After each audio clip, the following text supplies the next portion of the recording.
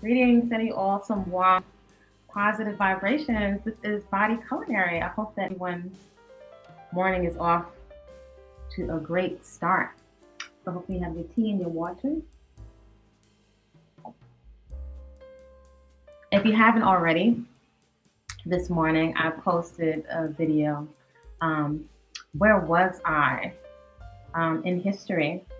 And what got me to thinking about this video is the fact that when I look throughout history, I don't see my hair represented very fine Afro textured hair, especially locks. And in the African uh, American tradition, or with Afro people in the Americas, um, locks is not normally something you'll see. If anything, you may see different types of bouffant. I call them bouffants or updos. You'll see a lot of those styles, but you don't often see locks. So if there's anybody out there from the Caribbean that has older pictures, like really, really older pictures of any Afro people in the Americas with locks, let me know whether that's in North America or Central America, maybe even South America.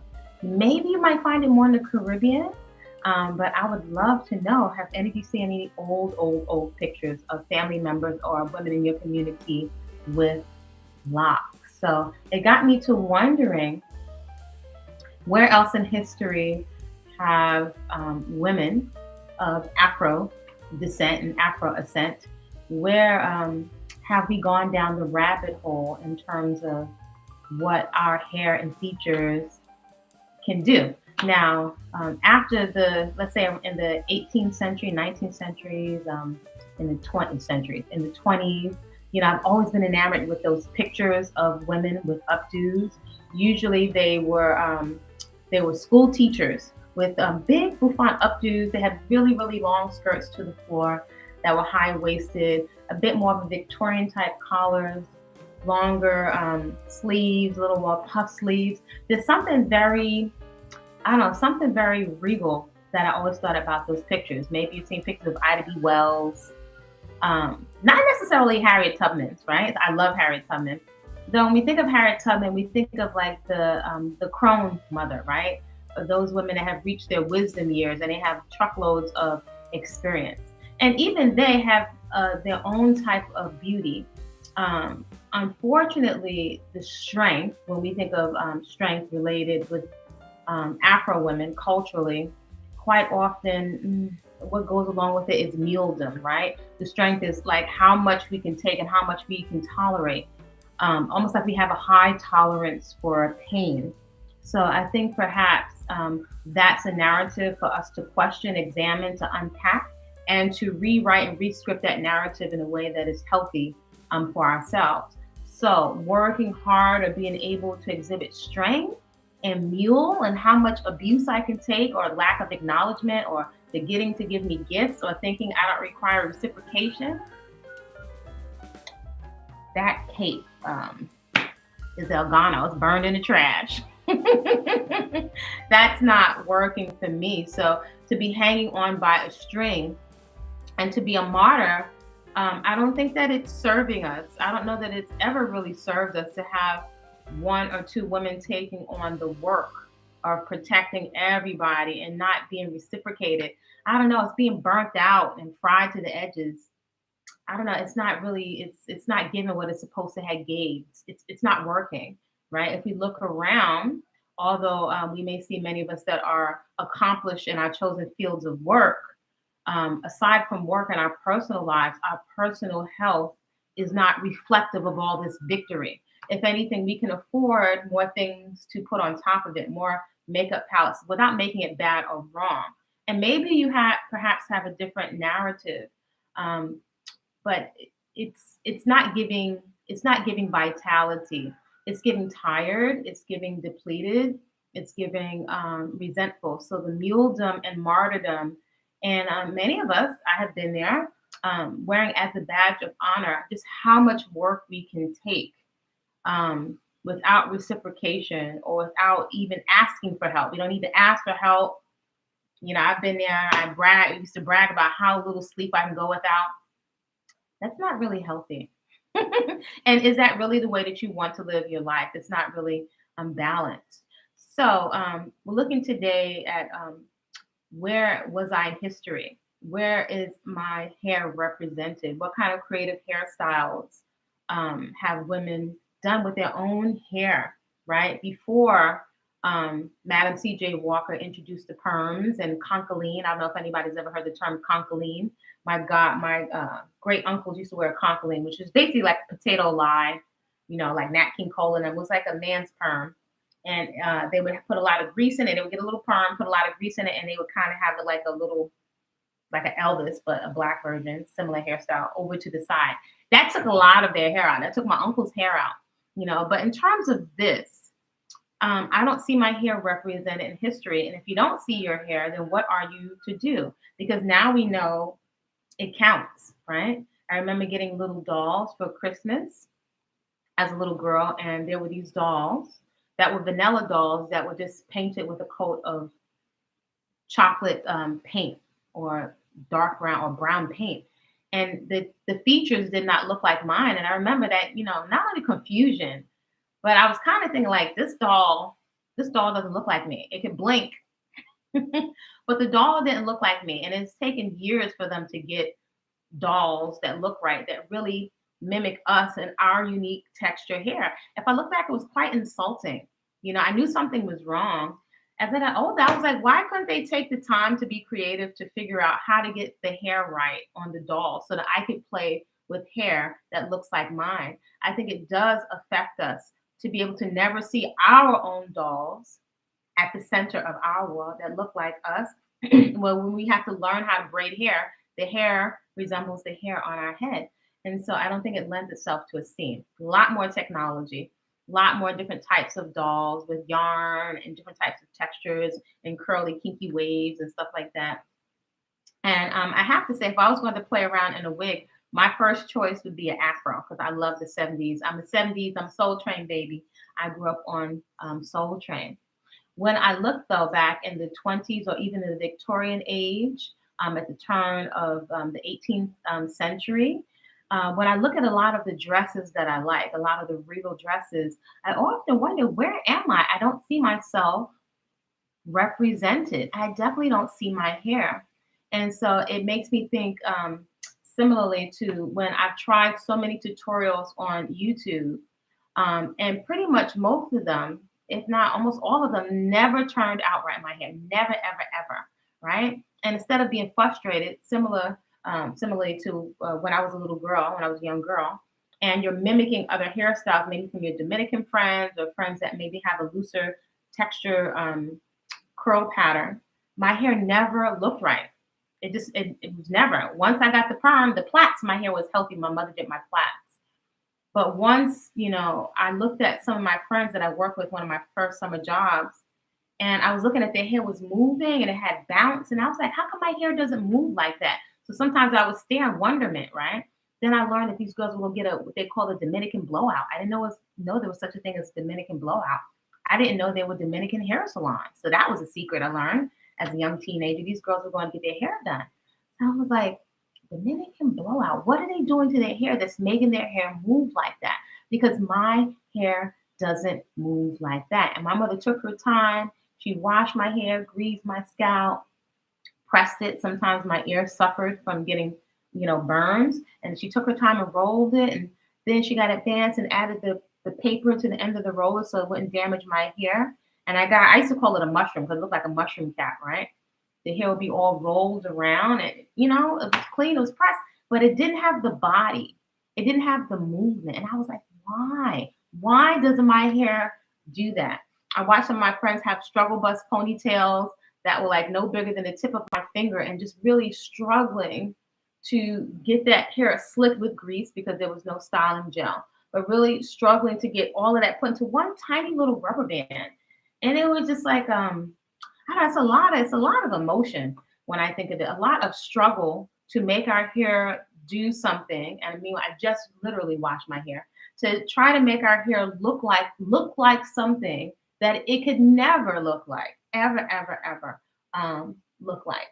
It just looked like a poor imitation. And we are pretty creative, Afro women, we're extremely creative with braids, press and curl, perm, you name it. We're extremely creative with our hair and colors. Like, we can turn it out. So I can appreciate all kinds of styles. But I prioritize ease and comfort and being creative with what I've got, because there's nothing like knowing that the hair that you really enjoy on your head belongs to you. That's a source of great comfort, ease, and relaxation. So let's jump into this conversation. If you're new to this channel, welcome on Body Culinary. Professional chef, personal trainer, natural born woman. Shout out to you, whatever your expression is. And on this channel, I share some of my journey of radical self-acceptance. And what that has looked like for me is really being creative and embracing the hair and the features that I've been divinely assigned. But this is what I've got. And I'm intentional about enjoying my human suit and what it is that I have, and seeing what can happen if I don't comb it and if I don't oil it. I keep it very clean. I just washed it. But what does my hair do? How does it perform? How does it behave? My number one goal is the health of not only my scalp, but my bloodstream. And as much as I can, not dumping toxins into my body several times a day, all day, because I know that these things definitely have an effect on my health chemically, right? Things going near my brain or into my bloodstream.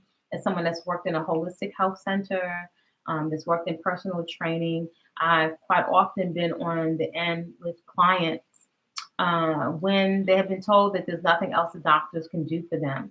And so then people are moving into action anxiously to try to reverse cancer or other types of chronic illnesses, and trying to eliminate as much toxins as possible. Now desperately changing hairstyles, removing aluminum from deodorant, removing aluminum pots, removing caustic cleansers from their home, being so depleted and looking for ease with their hair. Some people cutting it all off. So in over 35 years of being in different types of health and fitness work, I'm always thinking, what do I have to look forward to in the next 3, 5, 10 years? What can I expect as my body will go through the natural phase of aging?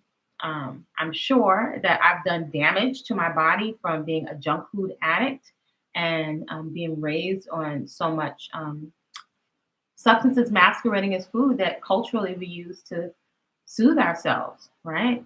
It's no big secret. It's something that we do culturally, and also in popular Western culture. We have a lot of collective self-soothing, and we come together around a lot of social events to fill ourselves full of flavor and being really indiscriminate with the calories and what the substances actually are and how they affect the body beyond the flavoring. Because it's socially acceptable and it's a good time. So we really don't want to think of the aftermath, but then we're in shock when we get different types of diagnoses, and then we're scrambling anxiously, and we're on the clock. And natural healing is a process and a cycle that we can't necessarily rush to process.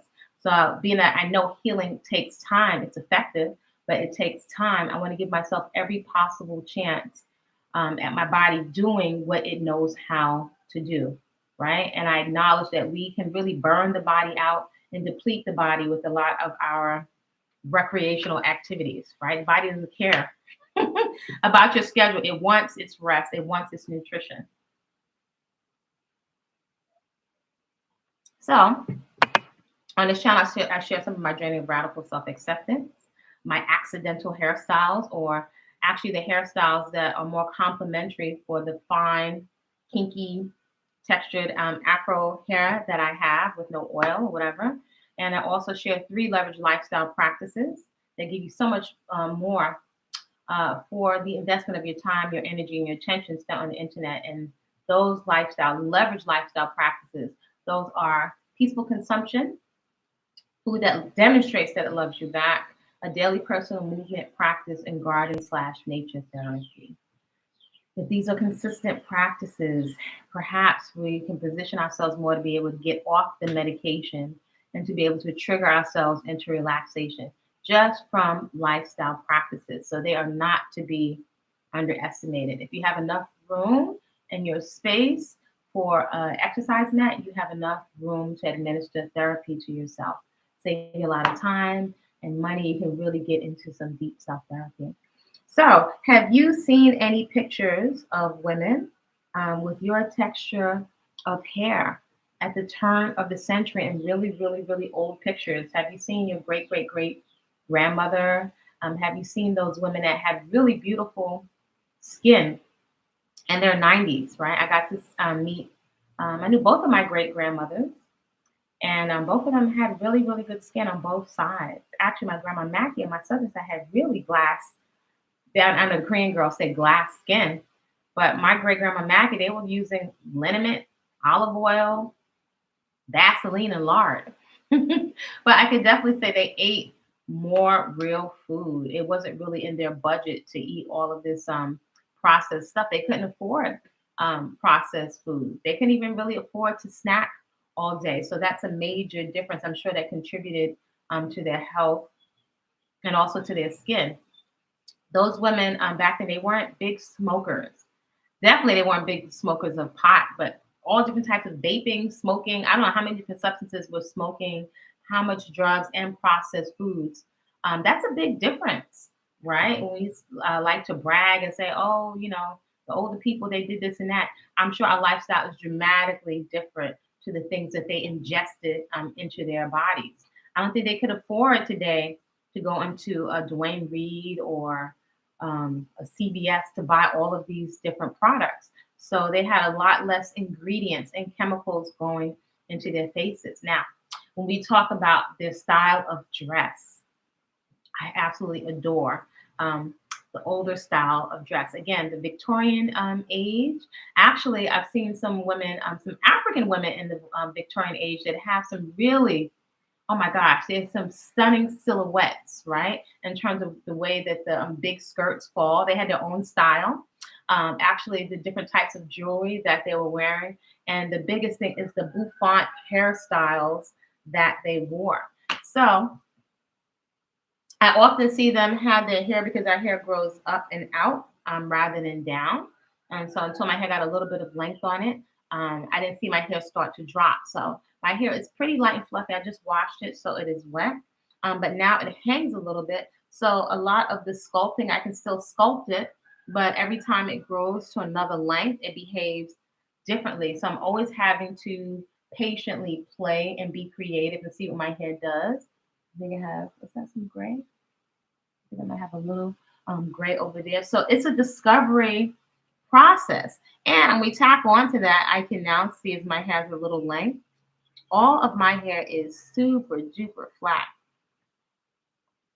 All of them. Those would be Congo natus for me.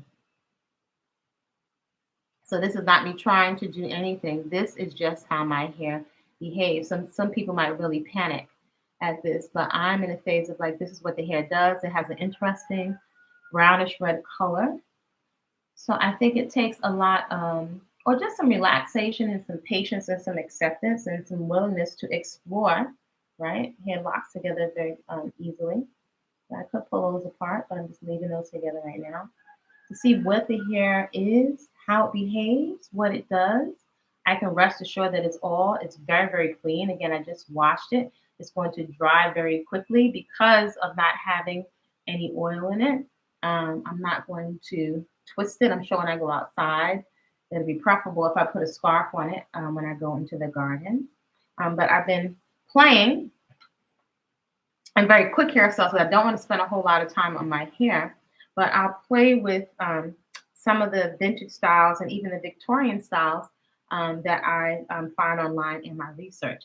And again, even though I have these silhouettes to look at, which I adore looking at, it still requires me to be creative because my hair just, once again, because it's all flat and they're locked, I've allowed more of them to combine. So I guess this is now, maybe this is over 2 months now, maybe just 2 months now, but I've decided to let a few more of them combine.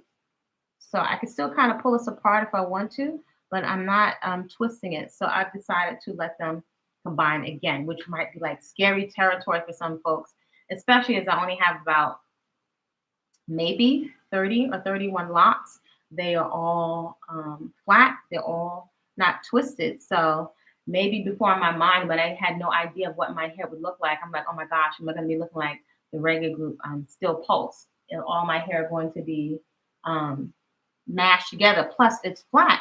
But I've learned to embrace it. And so it's been a pleasant surprise to see how my hair responds to be really being left alone.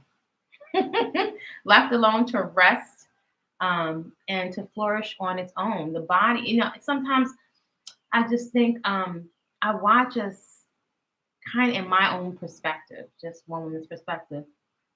But from a little girl, I watch us panicking, and I watch us almost like mentally in anguish and really worried about our hair thinning, alopecia, traction alopecia, some of us with hereditary male pattern baldness, which I'm sure is exacerbated by the amount of teasing and pulling. There's a lot of tension on the scalp. And even when we say we're being delicate with locks supposedly being a restful style, I see so many of us women who also have fine hairs. I have fabulous twists in my hair. You see my whole braids, my whole scalp.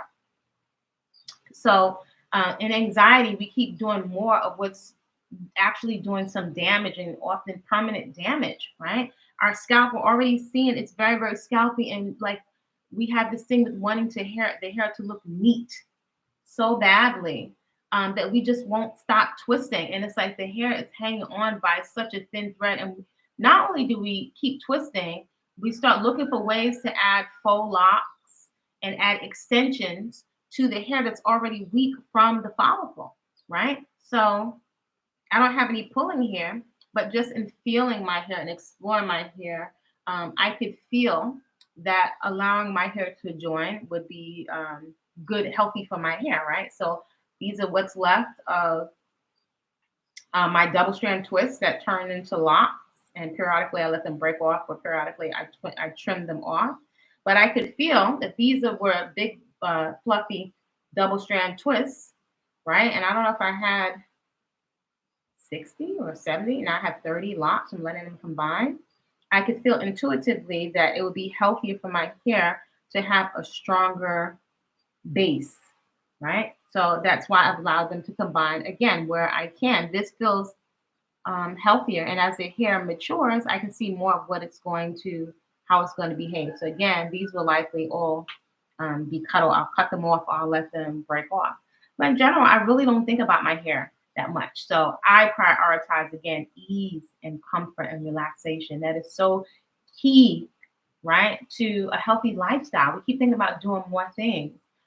But similar to people that are desperately trying to lose weight, people keep adding more stuff and not really being in reality about the things that are at the root cause that we don't want to let go of, right? So we're putting spirulina or green juice on top of deeply fried foods or toxic junk foods, and we just put spirulina on it. And it's like playing mental mind games with ourselves. It's a lack of vulnerability,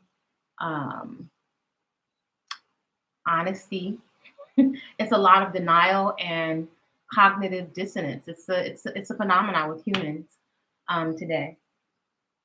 So just dealing with my hair, or not even dealing with it, accepting it as it is a tremendous source of stress relief. I can sweat every day. I can deeply sweat, and no scent or anything is caught in my hair. So I don't have to worry about smells because there's no oil trapping scents in my hair. It's like I can't get any closer to freedom, not having to part, worry about a grid, any pulling on my scalp. My hair is very fine around the hairline. I likely would not have a hairline if I was twisting my hair or doing tight styles. I even damaged my hair here by having a sister that was doing some braids. She braided it so tight. It's like my brains were coming through my pores on my scalp, my follicles. So that created some damage. This doesn't totally grow back here. Tweeze and tweeze and tweeze and thread it. This doesn't fully grow back. So intuitively, I was like, if you don't stop, it's not going to grow back, right? And so many of us don't want to hear that the things we're using to self-soothe and pacify ourselves with it, they got to be let go. Now, I'm not here to tell grown folks what to do. You, in your quiet moments, will have to figure that out and come to your own with that. A lot of the hairstyles, though, that I'm looking at, it looks like these women in the turn of the century, maybe all they were using was some pins. You know, they had plaits. Sometimes they would let it out for church or the teachers when they were going to teach. And it's just so it's regal, it's elegant, but most of all, it's like it's such. I don't even know if they thought of it as a celebration of their hair, right? But it's like such a celebration of like an afro. It looks almost like a bouffant halo. It is so absolutely elegant and gorgeous. And everybody has their, you know, their gifts, but no one else has this unique DNA feature. And I think it's really something. Um, and maybe just because of the lack of representation, right? If you just don't see yourself represented, you know, from a little girl, but seeing these pictures really inspires me to be creative. Now, granted, my hair may not be like it's not a Valerie June. Love Valerie June's hair. It's not as thick as a lot of the bouffants that I see. If you see the video I posted today about our hair. Where was our hair in history? Looking at Afro hairdos that were not teased to death. I do see some women that their hair was straightened, but I like the hairstyles of the big Afro bouffants and pinups and updos. They are so regal. They are so respectful of our hair and not damaging. If anything, all these women have is maybe water, grease, and some hairpins, right? And they have plaits or twists and tied it up with scarves. And that was natural hair care movement, right? Before all the perms. And it was just so regal, so befitting of our hair and so royal. But I definitely don't see the locks. This is what I'm very curious. Now, there was a historian named Renoka Rashidi who studied African and Afro presence throughout the globe. So he would go to Malaysia and go to Mexico. And there's another historian, Henry Louis Gates, who has a series. I think maybe it was put out by PBS, but African presence in the Americas, in Central America and Mexico. Excellent series. You may want to check it out for yourself or with your children. It's really, really, really excellent. In Haiti, the Dominican Republic, the African presence there. Renoka Rashidi went to all these different places where you might not imagine, in China, in the Philippines, and looking at very Africoid people with Afro kinky textured hair. In India, there were the Dalits and the Dravidians that also, some of them were dark, ebony with straight hair. And there was some that had kinkier or more like kinky, like what some people in the Caribbean will call coolie mixtured hair. But this distinct feature of this kinky cottony afro is quite unique. Renoka Rashidi was really good at finding that presence. Maybe you can find him online, Runoko. He passed away and transitioned in recent years.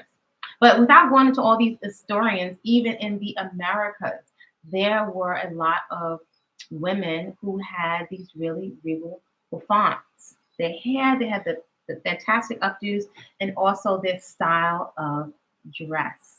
Right now, they didn't have all their body parts out. A lot of times, they had the pantaloons on and drawers, what they would call drawers, which were big, long underwear, and they had petticoats. Sometimes a petticoat and a slip, and quite often their arms were covered, but they looked extreme. They had a beautiful silhouette in terms of their style of dress. Of course, many of them were wearing what do you call it, corsets. If you think about it, a lot of women then were sewing their own clothes, or there were women in the community that were really skilled dressmakers, right? So they weren't at Neiman Marcus. They didn't have Gucci, Louis logos dripping from head to toe. And I just find them a lot more regal, especially with their own skin. And this is something I also noticed with the Rasta women. There's an older video on his channel called Why I Think Rasta Women Are Some of the Most Beautiful Women in the World. And I've traveled just a little bit and seen, you know, a nice little portion of the world. But I've always, from a little girl, found Rasta women extremely beautiful in their own skin with their own hair. They didn't seem like they were really struggling to try to fit in. And their hair seemed to be so long effortlessly. I guess they had gotten protective styling down to a science because they just left the hair alone. And I had some Rastas in my family as a little girl, And that was the first time I experienced seeing my cousin Linda. Shout out to my cousin Linda. When she took off her head wrap, her hair was like glistening, healthy. I mean, she was shaking up her knots. It was so, and she actually, now that I think of it, she has fine hair, but her hair was so full. The afro was so full. I remember distinctly the scent of the oils in her hair. Oh my gosh. As an adult, I had to go back and find those oils because they smell so beautiful and so clean. And so I heard the grown-ups talking about dirty Ross locks. But as a little girl, I was like, her, she just came out the shower. I said, her hair smells sweet. I was like, she's not dirty. So I was deducing in my own mind, right? Because her hair was so thick and full. I was like, wow. I had never seen that before. I was like, asked my dad if I can get hair like my cousin Linda. And he said, if you ever put those dirty Ross locks in your hair, you never get a penny from me. So that was that. But in my own, with my own little eyes, I could see that her hair wasn't dirty, that it was healthy, it was pretty, it was smelling good. So why can't I get hair like that? Because I was suffering with getting my hair singed with the hot comb, and then I had scalp burns all over my scalp from the perm. So I could pretty much make this out common sense as a little girl. I could put two and two together. You know, I begged for the perm because I saw my cousins had it. I didn't know any better before. I begged for the perm. My mother finally relented. And the first time, scalp burns all over and my hair started breaking off, and it broke my hair off in the back. Last thing on my mind, I'm not even concerned. I forget about my hair. If anything, it's got a little length on it now. So now my hair, I realize it can fall into my food if I don't pull it back. And now it gets caught in the strap of my straw bag.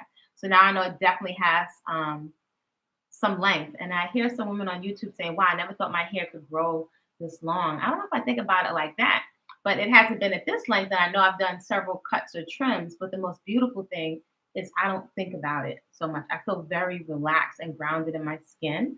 I'm very curious as to what the process is going to be for my hair to turn white. I already see from some of my other peers that when their eyelashes turn, some of the eyebrows can turn colors. The texture of the hair is different when it starts to gray. So I'm curious about what that process is going to be like. And I'm intentional. I'm extremely intentional about enjoying the process and being able to be relaxed and at ease without feeling like I need to go and alter myself to look like something that I can't escape. That it's like, cut it off is going to grow right back. Cut it off is going to grow right back. And I don't want to do that.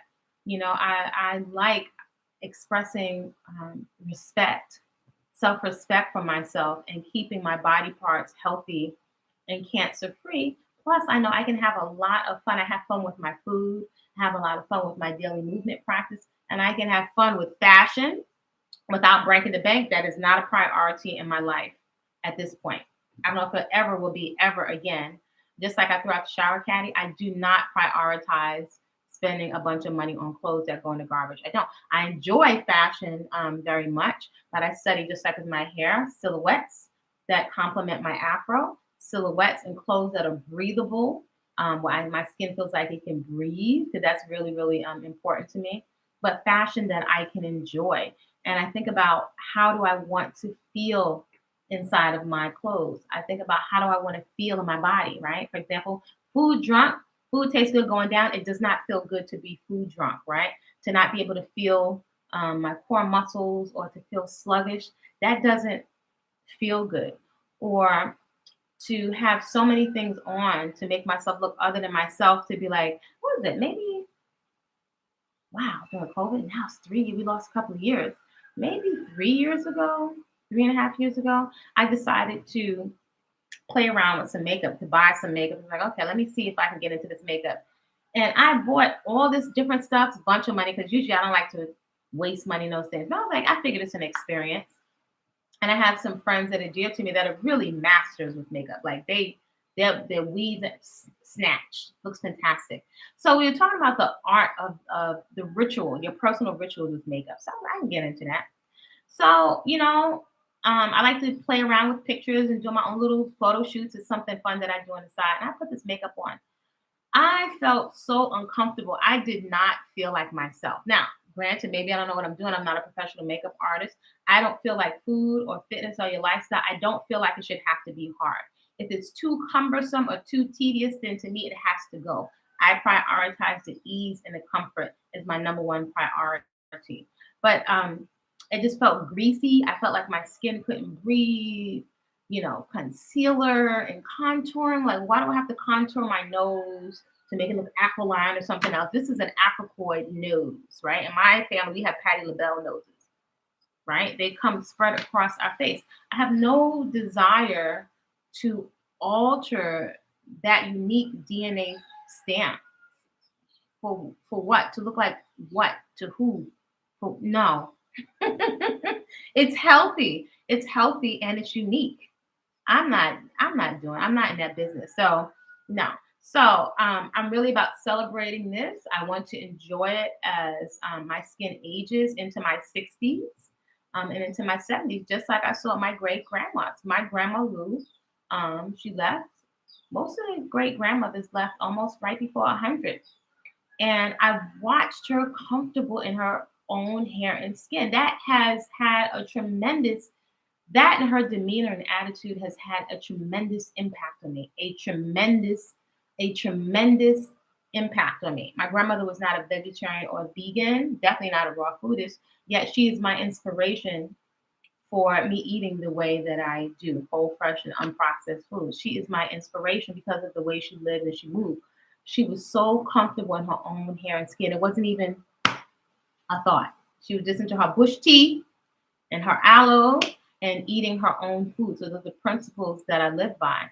I watched her with my siblings from Barbados and my cousins make their dresses around school time, right? So it's the Caribbean part of my family.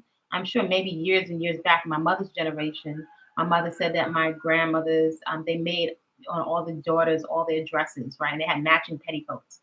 I would have loved to have had some petticoats. Why didn't I get the petticoats? It skipped over my generation. So I like to take the best, right? Take the best and leave the rest of the things that I'm inspired by. My Auntie Joanne, her beehive, which my eyes got stuck on that and I wanted a beehive, right? So how we're carrying ourselves and how we're being creative, you know, our daughters are watching. We're being influenced.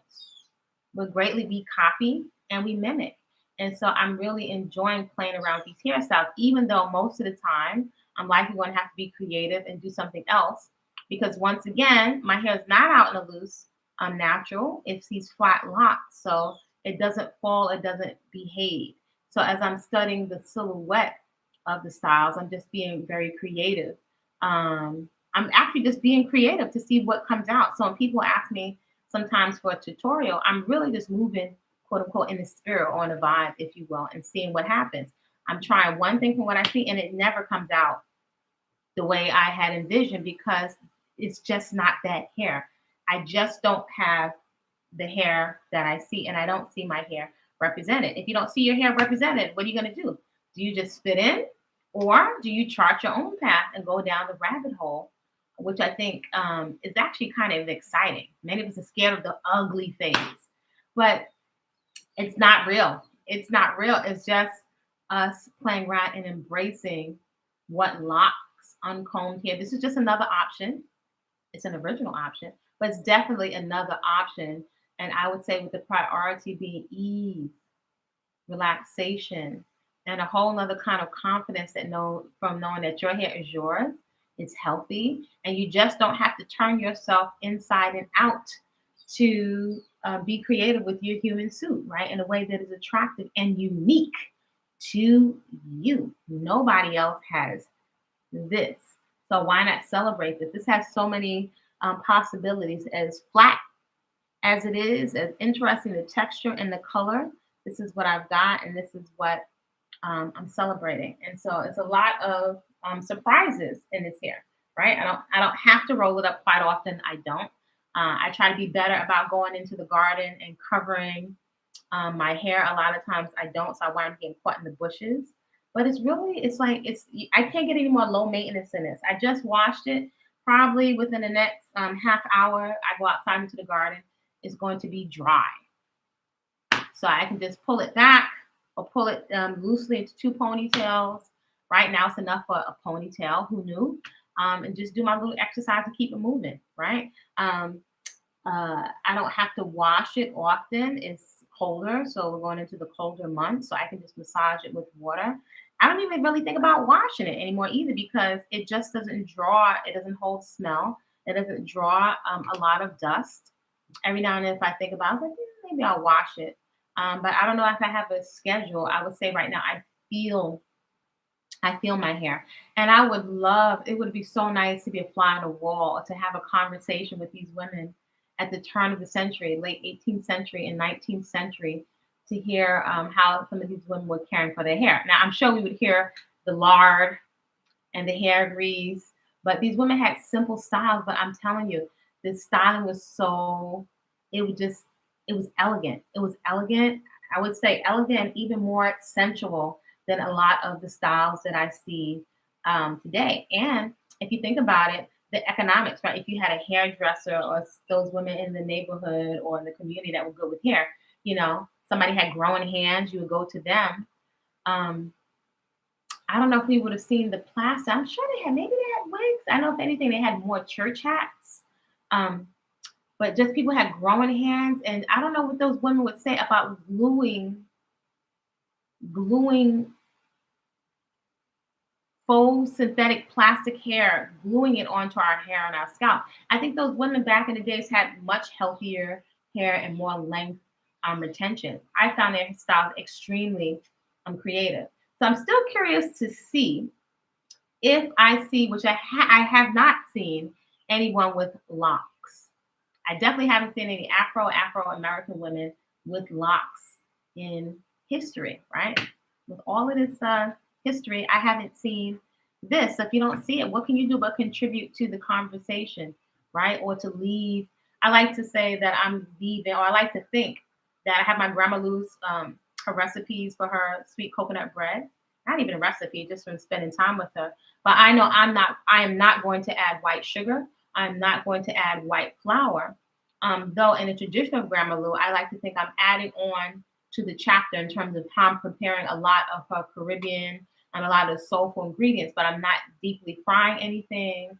I'm not heating anything on the stove. That's my contribution to my culture, right? It's a living culture. So as you discover something new, you can also contribute to it. So I'd like to think I'm contributing to the hairstyles in the family, creating some options for the girls and the flowers that are coming behind me. I like to think I'm contributing with my recipes.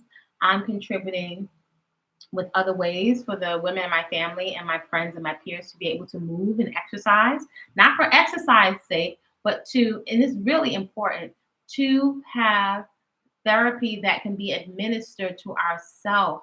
So important. So again, to me, this is all connected with the hair, because once I take the hair off the table and I'm not worried about hair anymore and I'm not worried about food, then I have more time to focus on getting that internal work done, like doing some deep care to myself, not just throwing some after bath splash on and some perfume.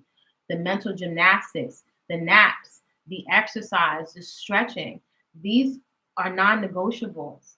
They are non-negotiables. We're not really going anywhere fast by putting religion or affirmations using them as a bypass to sidestep vigorous movement, to sidestep getting into shape, the discomfort with acknowledging that many of us are deconditioned, with acknowledging many of us, our attention span is shot. And what are we going to do about it?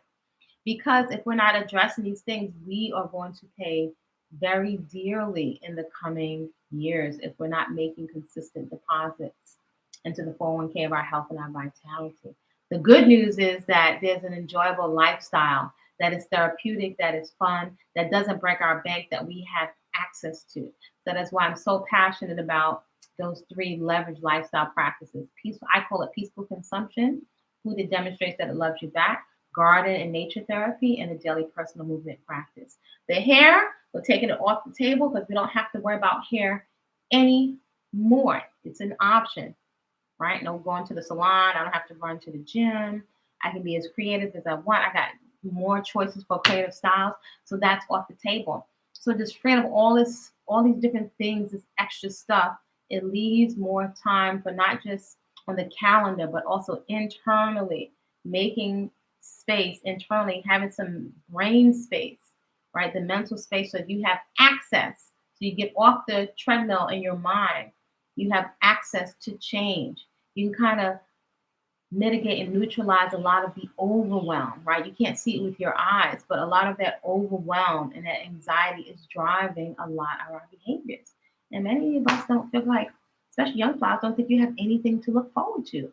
In your older age, or as you're watching a climate with relationships, you might be buying into, what do I have to look forward to? But that's where your leverage lifestyle practices come in. Again, there is food to enjoy. Some of you can grow, and also changing your palate. You have more things that you can enjoy that don't compromise your health. There's lots of play and fun to be had in your movement practice, right? In your daily personal movement practice. There's so much relaxation to be had in your garden, if that's a community garden or windowsill garden. Then there is so much fun to be had with your fashion without breaking the bank at all. As we start to really prioritize being able to enjoy our own hair and skin, we can dramatically cut down on a lot of the makeup, because then we wouldn't be scrambling to use makeup to overcompensate for lack of health, which shows up in our skin, right? It shows up in our waistline. So it's all connected to leverage lifestyle. And there have been little nuggets left for us of things that we can model, which I don't know if we're looking back into history to see, we have a long history of what we've been doing in terms of creatively with our hair. And if you don't see it for your hair, if you're a fine-haired individual like myself, or if you're wondering what your hair can do, or feel like it's unruly or it's not tamed, or as Johnny the Lockologist, shout out to Johnny the Lockologist, she say disrespectful hair. Is it disrespectful, or is the hair just flexing and just being what it wants to be and doing what it wants to do? So hopefully you all got a chance to check out the video that was uploaded earlier today. Where was I? Like, where's my hair? I don't see my hair in history. And if you don't see yourself represented in history, then represent yourself. Contribute something to the conversation, something new, something creative. Let me know what your thoughts are in the comments. Get ready for classes in a bit. We have classes all day. Today at 2 p.m. we have coaching, holding foods and fitness as a lifestyle coaching at 2 p.m. Monday through Thursday, it's a 5 a.m. workout. I will post the warm-up. Will circulate on YouTube and on other platforms. The warm-up in and of itself is a workout. If you want to do the full training with me, reach out to me at body-culinary.com. There are some food classes coming up. The Cocoon Retreat is available for download on the website. If you don't have a copy already, please feel free to download your copy. Treat yourself to whole living foods in the hood with menus to fit your budget. If you want a shortcut, right? So it doesn't have to take you 12 years to get accomplished. It could take you 2 years or 3 years to accomplish. But people often trying to diet without changing the mindset. One of the many reasons why it doesn't last and it's not sustainable. We want to do what's sustainable, what you can sustain until your hair is white, a movement practice and a way of eating. So you'll get some insight into how I overcame being a junk food junkie, which is to me amazing, to not be addicted to those substances masquerading as food anymore. There are sample shopping lists in there with pictures of the receipts. These are the different things I did. If it was $20 or $50 or $100, or when I went to the wholesaler, there's pictures of the foods with the receipts, and then there are shortcuts as to what and with pictures of things I've been feeding my family in 12, 13 years on whole, fresh living and unprocessed foods, and before then, even being on a healthy eating journey as a value, as a core value. So take advantage of all those things. Reach out to me if you have questions. info@body-culinary.com. Follow Body Culinary. You're welcome to. You're invited to on TikTok, Instagram, a little bit of Facebook, and all that jazz. And create a great day on purpose. Like, comment, respectfully subscribe, and I will see you soon.